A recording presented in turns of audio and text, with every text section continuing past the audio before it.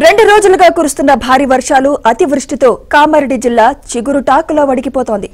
కన్నాపూర్ పోల్కంపేట చెరువు నిండుకుండలా మారింది. అకస్మాత్తుగా కట్టకు గండిపడ్డంతో చెరువు మొత్తం ఖాళీ అయింది. చెరువు కింద పంటలు పూర్తిగా మునిగిపోవడంతో పాటు కొట్టుకుపోతుంటే రైతులు కన్నీరు మున్నీరయ్యారు.